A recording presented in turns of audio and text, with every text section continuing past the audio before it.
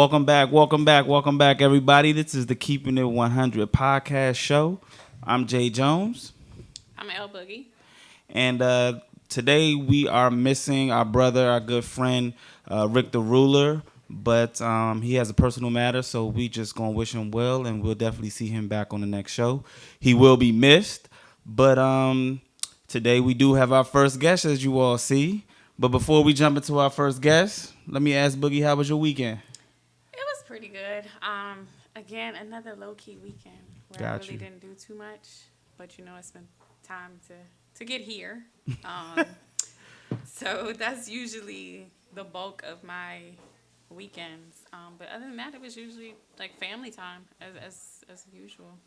Got you. It was kind of the same for me. I really didn't do too much. I worked for the most part, spend time with the family and things like that. So it really wasn't too much. Nothing exciting, of course, but it was chill. It was cool. So I take it as is. It wasn't bad, so I take it like that. So Yeah, it was and the cool. Nationals, not too happy with Yeah, the yeah. Nationals They got. team. So Whew.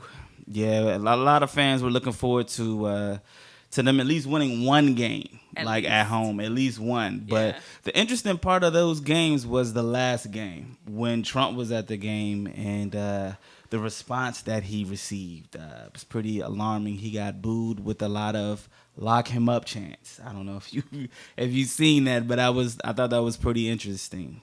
That a yeah. whole stadium. Wow, I did not get a chance to see that. But that's how it was for the week. That was about it. But as you all see, we do have our first guest of the podcast, our first guest. So I'm going to let Boogie go ahead and introduce her. Yes, so today we have Dr. Latasha Blanding, and I'm actually going to read her bio. So, Dr. Latasha Blanding is a licensed professional counselor and certified substance abuse counselor in the state of Virginia. She's a licensed clinical professional counselor in the state of Maryland. She provides therapy to adolescents, transitional youth, and adults. Her specialties include substance abuse, process addiction, anxiety, depression, anger management, behavioral issues, grief and loss, self-esteem, and adjustment issues.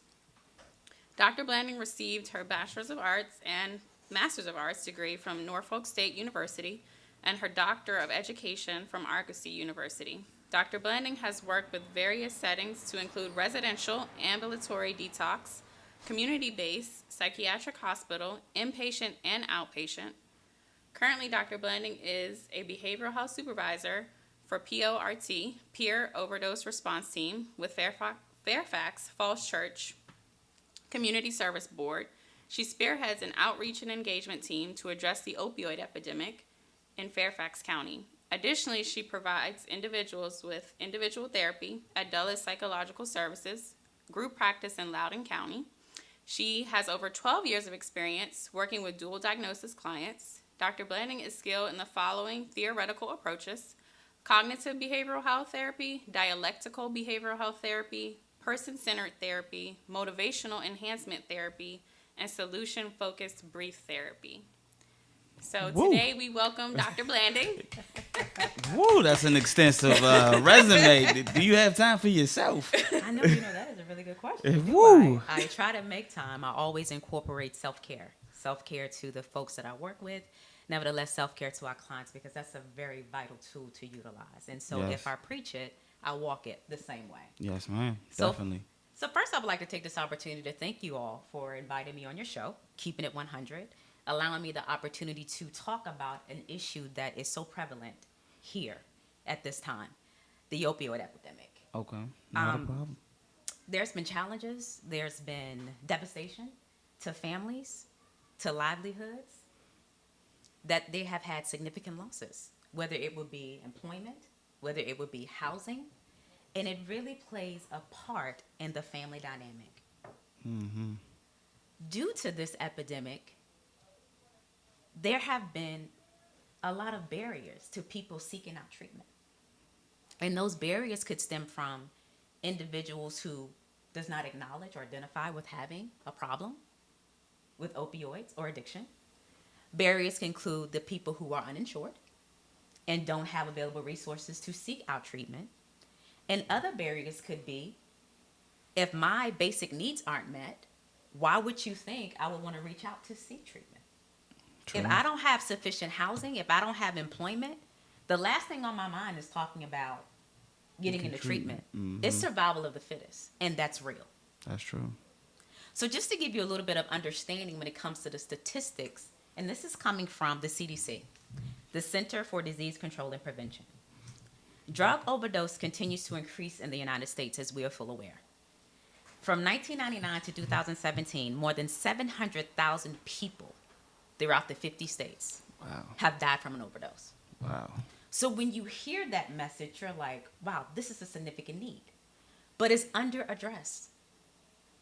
Globally, nationally, it's under addressed. These populations are disenfranchised and are unserved. And they're still here and out there. Around 68% of the more than 70,200 drug overdose deaths in 2017 involved opioids. That's coming from prescription pills, illicit opioid, which compares to synthetic, when you start getting into fentanyl, and we'll talk about that later on.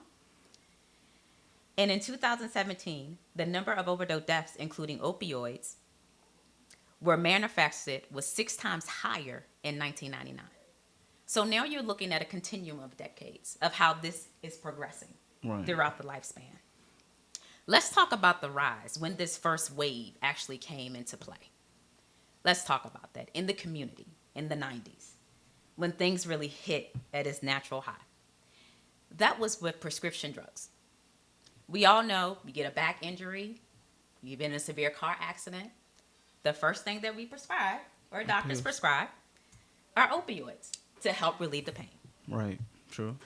Which consists of Vicodin, Oxycontin, sometimes fentanyl is used to severe the pain. Percocets. Percocets, similar, yes, absolutely. And out of that, more than 191 million opioid prescriptions were dispensed in American patients in 2017. Wow. So can you imagine what the incline is right now in 2019? Wow. So that speaks volumes. Not saying that we're not monitoring more closely now because we are aware of the issue, but it's still on the rise though. Because not now that you can get it from a prescription, people are getting it off the streets. Exactly. And the ones that they're getting off the streets, a lot of them are not even like the authentic drug that you're getting from the doctors. It's like a copycat drug. So it's 9 times out of 10 worse than what you would even be receiving at the doctors. And it's killing people. Absolutely. At enormous rates. And you brought up a good thing. Synthetics, that's what we do. We produce things, we make it. A lot of the heroin is laced with fentanyl. Wow. A lot of your cocaine crack is laced with heroin and vice versa. Ooh. And people are unaware because when you need pleasure, when you want to erase it all, when you are experiencing pain, what do you retract? Back to what you know. Yep. Yeah. What's going to make you feel good? And that involves dopamine, the pleasure. Wow. And it'll temporarily make you feel good, and then you'll start increasing. Absolutely. Only temporary. That's the key factor. But when you're coming from an addicted brain, individuals don't realize that this is what they're transitioning to. Right. A lot of people, they'll be caught in the storm, and they keep spiraling in the storm because they don't understand that this really impacts me overall. Right. So is there anything that, like any signs that we could look out for, like to know like if that person is suffering from part of the epidemic, or is there any signs to look for? Absolutely. So what I tell people a lot of the times is don't be naive to what you see.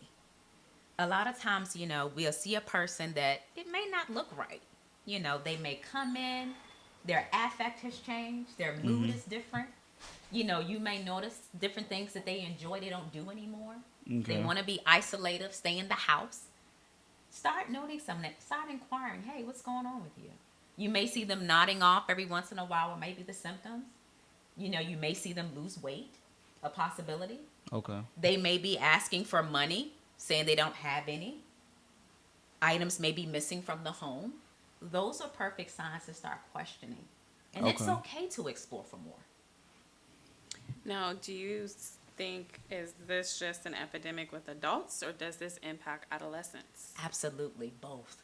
Adolescence is at this pivotal point where they're suffering as well. You know, what was really inspiring to me as I was writing in this morning, if I can share the story just for a little bit, Sure. was listening to Joel Osteen, and they were talking about, a pastor, and he created this book called The Prodigal Daughter. The daughter, had a brother who was 17. They lost him in a tragic car accident. She had no idea at the age of 14 how to process that emotion. Mm. So, which in turn led to alcohol use. When she got to college, that alcohol use led to drug use. This is a pastor.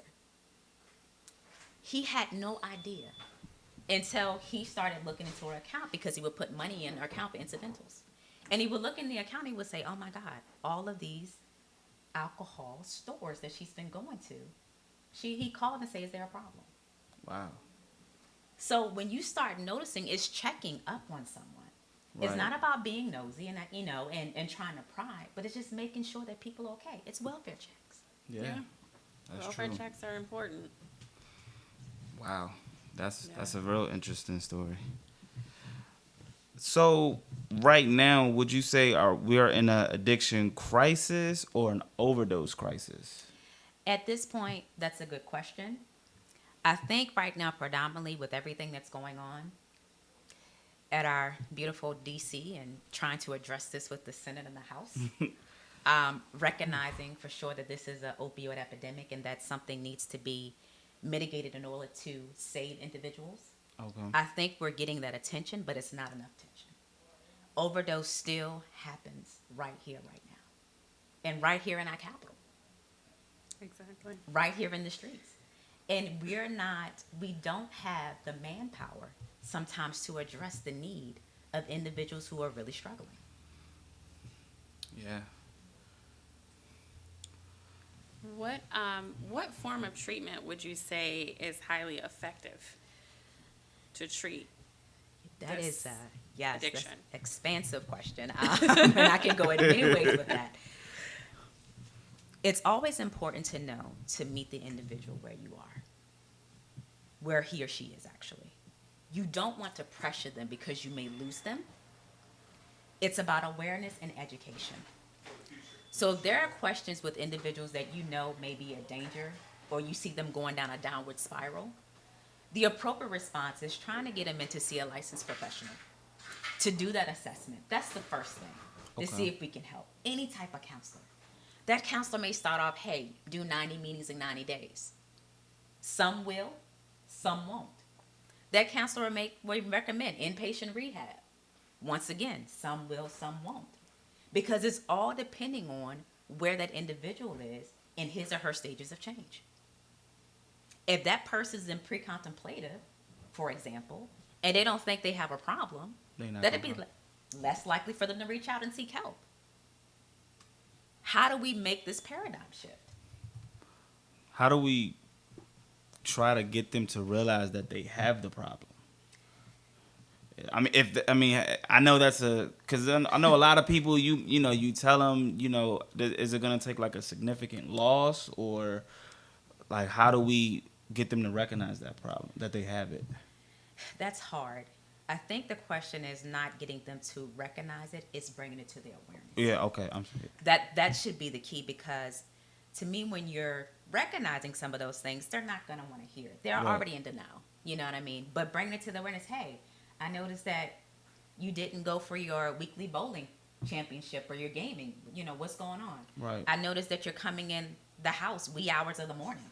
It's inconsistent. When you start noticing inconsistencies, those are the things you bring to their awareness. Okay. And who do you think, if someone is struggling to bring this to the forefront, they don't really want to admit that they have an addiction, who do you think that they should really, confide in or go to first? Is it a family member, or do you recommend it be someone external? You know what? That could be both. Okay. Some of these individuals, they have burnt bridges with family members, and they may not feel comfortable. Believe it or not, family members, they do go through the struggle as well with their individual that they're, it's in their home. Most definitely. And it's very challenging when, that loved one has burnt so many bridges with your family member, and they have no other outlets. And so, with that being said, if they have internals that will provide support, absolutely. If external, it may be a pastor of a church. It may be a person in a group setting, a support setting. 12-step meeting, may be perhaps an engagement piece. Peer support may be an engagement piece to connect them and engage them Right. with further services if they so desire. Okay. Now, speaking on the opioid Sure. epidemic, um, I know a lot of people in the African American community.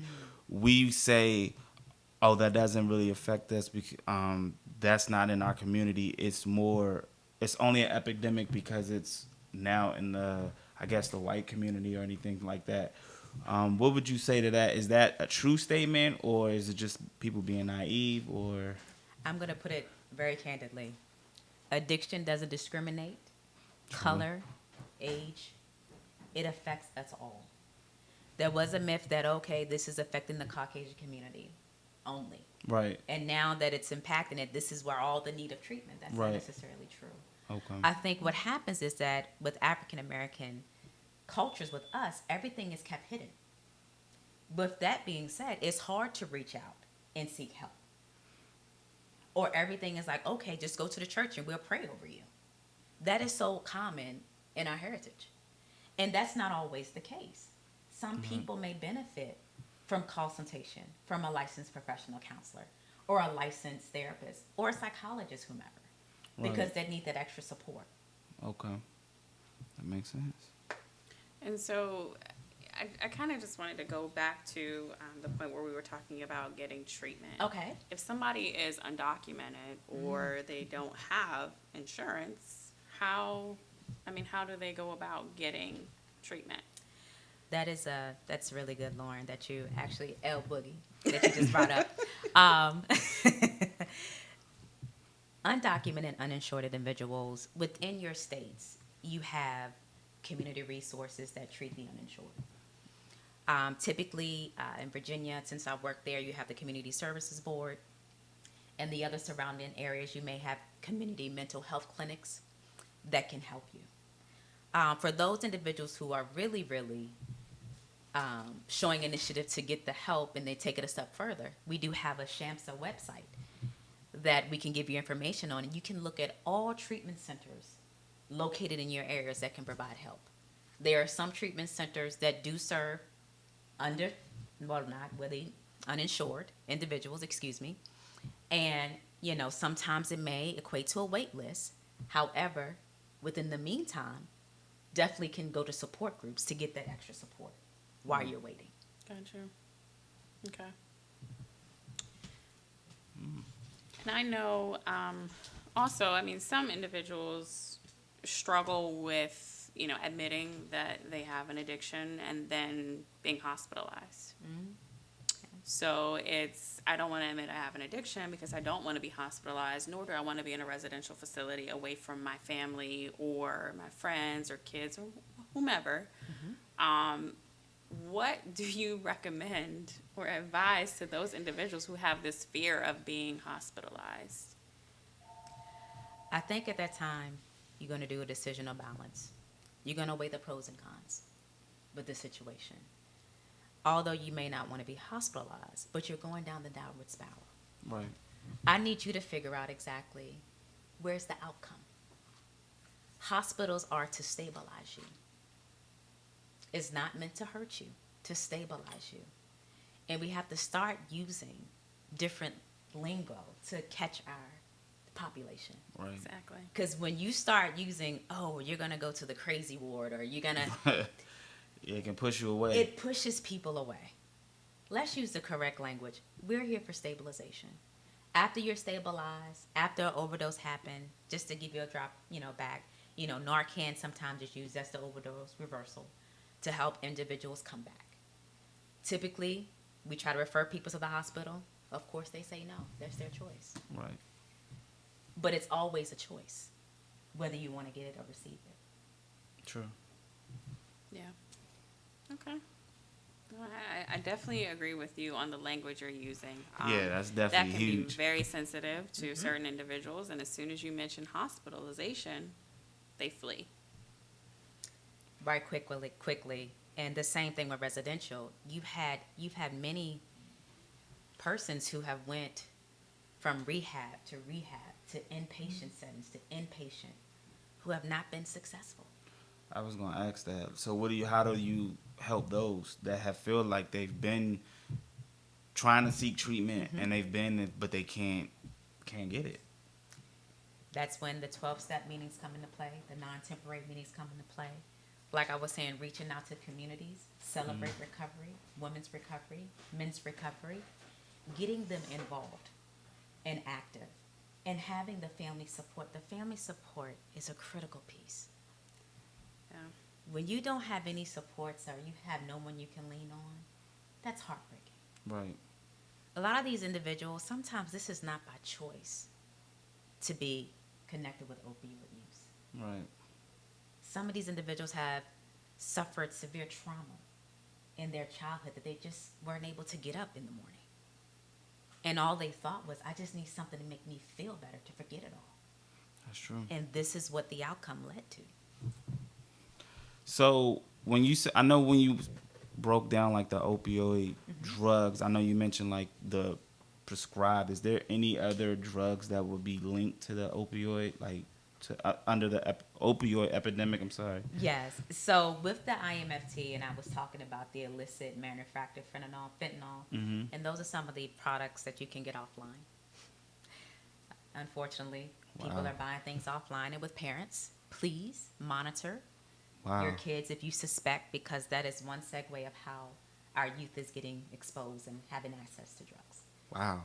Online, you can order just as much as you can, but you have to monitor it. With that too, heroin is another.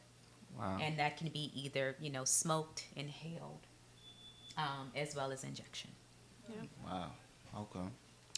Yeah, I think a lot of people don't realize that heroin is an opioid. Absolutely. So, and I know you said back in the epidemic started back in the 90s, like the early mid 90s. Well, this is where we've been tracking it. Okay. Per CDC.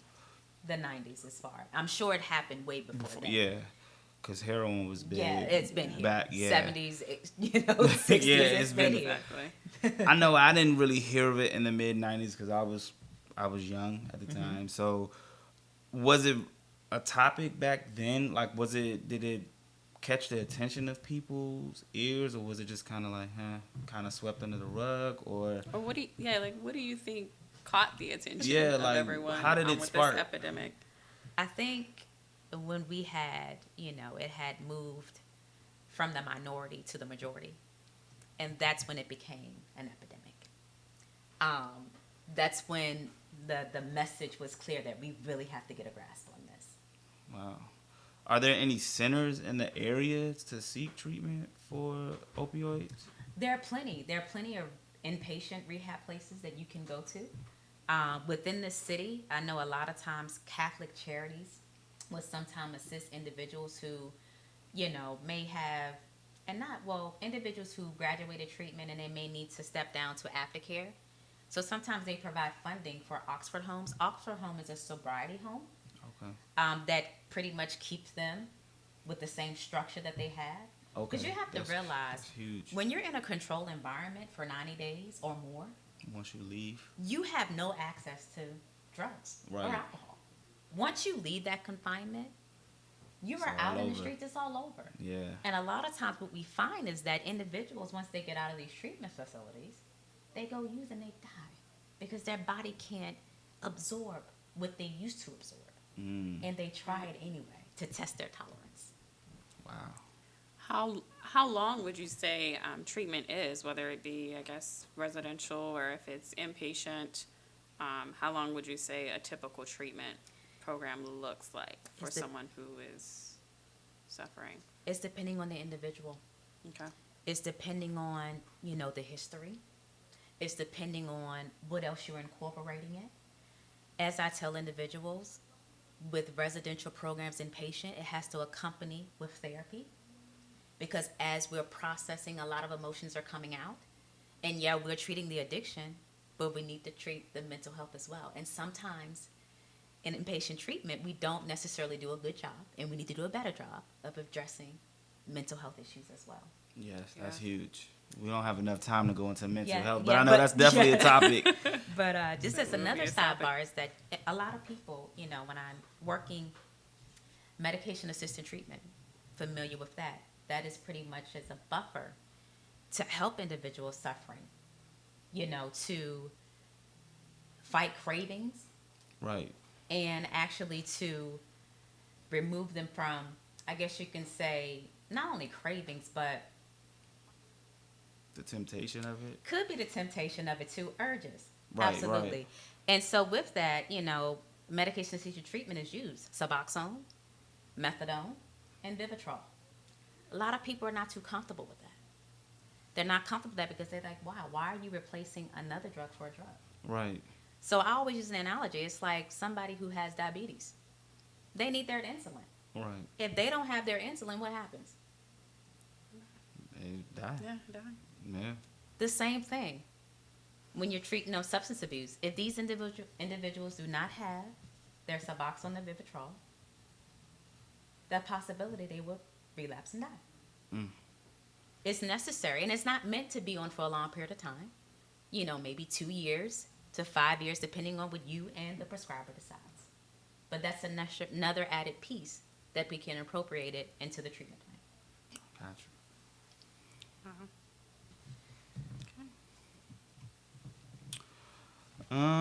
Wow. Wealth of information. It is. And, we talked about family a lot. And we talked about how important family is when it comes to helping and try to assist and becoming aware. Sometimes families fall short because just to have their loved one get out of their face or to leave them alone, we fall into a path of enabling. Right. So, yeah, I want $20. Say, just take this $20. Okay. In your hearts of hearts, you already know what they're using it for. Right. Yeah. They're so codependent on others, and we need to break that cycle. So there are support groups for family members as well. So, for younger kids, of course, you definitely have the Al-Anon.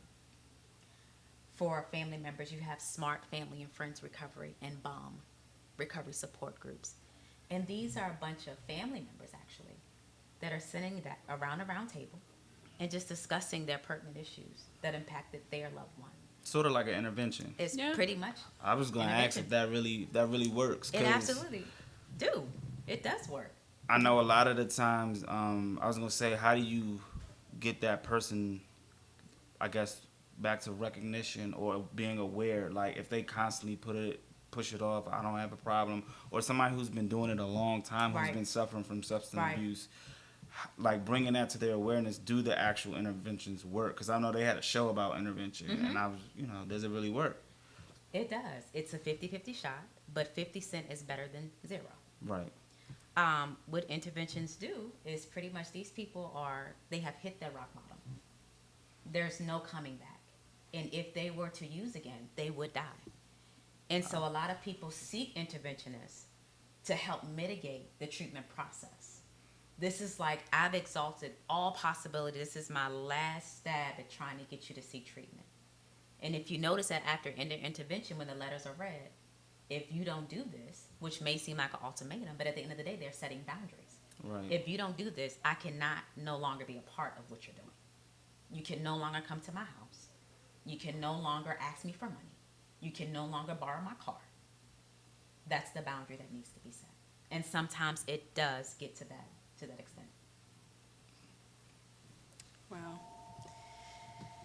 Yeah, I mean, I definitely think families are a major part of therapy and should be a part of therapy. Some of those issues may stem from the home. That's right. That may be the root cause of the usage, maybe the root cause of whatever mental health challenges may be occurring. Absolutely. The home, or I just think it kind of The can be environment. like the environment, or just like if you lose your job, just stress, just everyday life. Once you, like she said, like you said, like a car accident, or you may be hitting a bad time, in life, and you just kind of want to numb the pain, and you just start messing with, pills and things like that, and it just you enjoy the feeling, and you just kind of get addicted to it. And it keeps progressing down this cycle that you don't want to continue. Right. A lot of persons don't realize, once you hit your rock bottom, and rock bottoms for individuals are different. Right. Your rock bottom may be different from my rock bottom, and vice versa. But until they hit that point of like, okay, this is enough, it's enough. I want to seek out. That's the opportunity to get that individual somewhere within 24 hours. Because without it, within that 24-hour time span, if you wait outside that time, the mind will change. Wow. Because that means that they're ready. Right. You need to act right then You and need there. to act on it. Because, Act on it. Yeah, absolutely. As fast as you can. As fast as you can. Now, let me ask you this. This is maybe a little different. Sure. The vaping issue that's going on, is that looking like an epidemic right now, or what's your thoughts and opinions on that?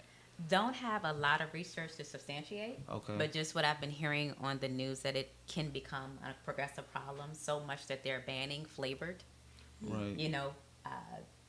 To actually accompany the vape pens. Mm-hmm. The flavoring has caused multiple deaths, including adolescents and adults, from too much. And so with those restrictions, people will find other alternatives to get what they want. So, I think that we have to have a tighter reins on, vaping. Right. And even with e-cigarettes, which I think sometimes, we have to have, some reins on that as well. Okay. Yeah. True. Definitely. It's just every day you turn on the news, they're talking about vaping and things that they're banning. So I figured I'd just try to slide that in there as a question. But you see, youth are using it though. It's easy access. Using it before school. I've drove by a couple of times and I've witnessed it myself before getting on the bus. Yeah. Walking to school, they have access to it. Wow. And they're so, this, I guess you can say distinct now as far as the look and appearance. You would never know what it is until you actually see them in the act. Yeah. Wow. I wanted to kind of just go back to opioids just a little. Sure. Because I think with opioids, that also impacts those individuals who may be incarcerated. I think the opioid epidemic definitely leads to incarceration. So it causes individuals to act out in ways that they normally wouldn't. Do you think that they receive the proper treatment while being incarcerated? So I'm going to give you a guess. Do you think they receive the actual treatment? Just to be a little... Honestly, I don't. I don't think so. I just kind of think it gets out of their system because they're not around and they don't use it. Absolutely. So... Absolutely. Our institutions have to do a better job with mitigating individuals who are coming in, who are coming off of significant withdrawals due to opioid use. We still have that mentality that we're going to let individuals sit in jail and let them go cold turkey. That is potentially dangerous for someone to go through something cold turkey. Right. And yes, comfort meds can be provided, but still, to see that living, to see individuals suffer. Like I tell people, it's no difference in a person going in the hospital for food poisoning. Right. You're going to say, hey, just take these drinks and, to hydrate. No. You're going to give them something for the nausea. You're going to give them something to help them cope. We've had open discussions and focus groups in regards to how we can better serve individuals in incarceration. And with that being said, possibility of giving out or injecting individuals with Vivitrol or buprenorphine, and buprenorphine is Suboxone, to help them. So when they come out of jail, that medication is already introduced in the body.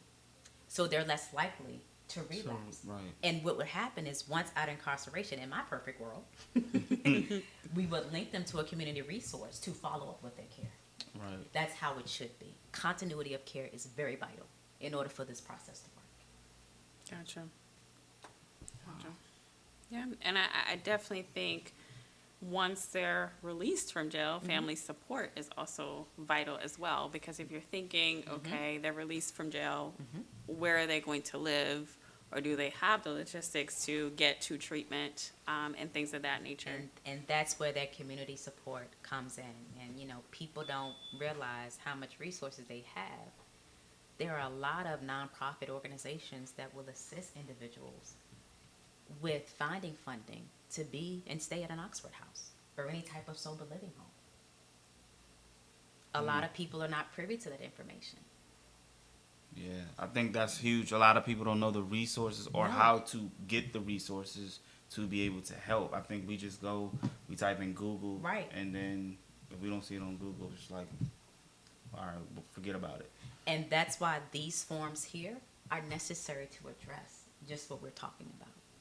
Because people are not educated on the services that they have out there. Right. And getting back to what you're saying, it's like they come out, they have family support, they may not. They come out, they don't have housing. How do we help them? Right. We're just leading them right back to the streets from which they came. Right. It's hard to Very. live out there without employment, and now you have a felony on your record. You're trying to get a job. You know, you don't have any outlets. Right.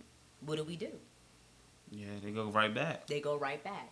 So to reduce those barriers, to reduce the recidivism, things have to change. Treatment rationales have to change. Right. Yeah. And are there resources? I mean, I know we touched on housing, but as far as like transportation, I mean, you're getting out, you're unemployed, you don't have any income. So how do you make it to treatment? How do you make it to continue that treatment? And that's the gap that we're still working on. You know, is bridging that gap of having individuals coming straight from incarceration to get assessments, even going a step further. While you're incarcerated, could we possibly get the assessment while you're there? So Right. that'll break that, you know, that barrier. Exactly. So it won't be there. So you know, leaving incarceration, this is your follow-up. For individuals who are incarcerated and really have significant issues with opioid use, when you go before the court, before the judge, recommend that in the conditions of probation. Bed-to-bed transfer. So right out of incarceration, right into Right. treatment, from treatment, sober living or halfway house, or then halfway house to sober living, to keep that continuum going. Exactly. That's what we need. Wow. Yeah, it's definitely a topic that needs to be brought up a lot more, because we definitely need it, because it is, you said over what, 700? 700,000, and Deaths. that's decades. So if you can imagine, that number has totally probably have rise Yeah. since then. I had a number, but it was lower than your number. no. But that was, I had 400, but you had 700. No, 700,000. Yes. Wow. Yes. So yeah, do you see any changes now, like that we didn't have back then, like with the rise of the internet or social media or anything like that? Do you see any changes that have occurred over time? I can say back then, you know, we didn't have accessibility to internet, so we Right. didn't have the access to, you know, purchase things online to get it Right. shipped to our houses. But now, since all of these things are accessible, and social media is like a sword to some of us. Yeah. You know, you get so much information. Yeah. You know, down to how to make certain things that we shouldn't. Right. And when you get that much detail and people can actually look it up and get it, Yeah. They will. It's accessible. Yeah. they will. And 9 times out of 10, individuals who use opioids, they may be selling it Right. to restock, This to is have true. it, to survive. So you're looking at that, you know, the whole paradigm of how this actually works. This is an addictive cycle. Because you commonly hear if somebody has like a accident or they go in for surgery, they like, oh, you have any pills left? Let me get such and such. Like, that's a common thing. I hear that all the time. Like, you know, just. And that's how people are becoming addicted. Yeah, and That's that's how how they- that's how it goes. Yeah, so instead of, let me go to the drugstore and get something to alleviate this pain. Right. Hey, let me call so-and-so and see if they have something Yep, just that like- can help me. Okay, well, 1, 2, 3 turns into an addiction. Yeah. So can I give you another piece to that? Even when we have pets and there's a veterinarian, they, with animals, they take medication just like we do. You have people who may overdose on trazodone, Wow. or they may give different types of other aids for animals that we may take that possibly could potentially lead to overdose. And with that, there's been an uprise with veterinarians being very cautious when they're writing scripts as well. So people are taking medicine for the pets. Yeah, it's the same thing that we take. Pets are no different from humans. We're the closest Wow. to humans the pets. Wow. So, absolutely. That's definitely I had news someone, to me.